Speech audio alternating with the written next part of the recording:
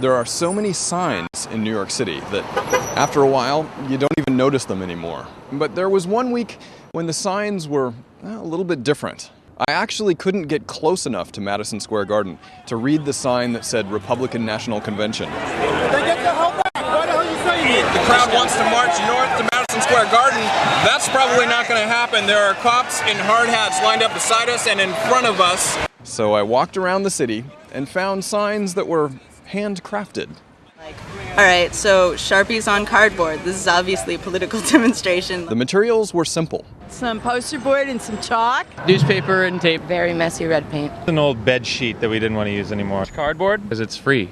A lot of the materials had one thing in common. It happens to be round and nothing else is. Most signs were rectangular in shape, but not all. I'm standing here peacefully holding a cardboard guitar. Some were printed with the help of a computer. Software that's specifically designed to make banners. It's at work. I'm friends with the person who operates the oversized printer. We found the laser printer on the side of the road, and it actually works. And there was the hybrid, handmade art with computer-printed letters, or computer-printed art with handmade letters. A little stencil set. This sign wants to look as cool as a handmade sign, but it's really computer-printed. This guy has a nice handcrafted sign, but look at the back.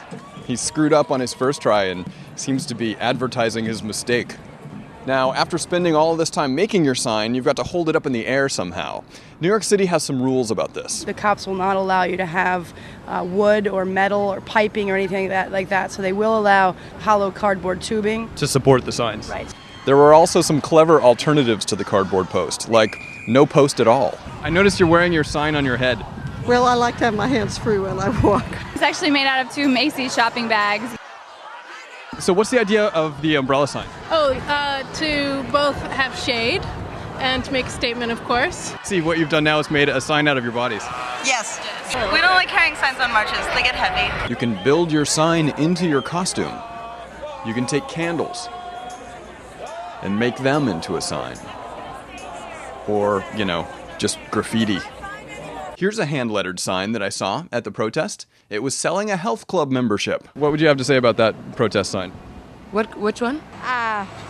I have no comment about that sign. What's most interesting to me is the craft of making the protest sign. But let's take a moment and talk about the sign's message. Well, I know a little about marketing, and, it's got a good little sound bite on there. The more, clear and concise that you can make it, the better it is. It has to be short. Some messages were, in fact, simple.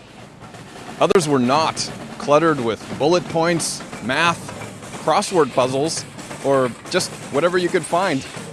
I wanted to participate and make my own sign, so I looked around for a good topic. Palestine, Vietnam, China, anti-Starbucks, pro-Johnny Cash. Re-elect Nixon. Dolly Parton for benevolent dictator.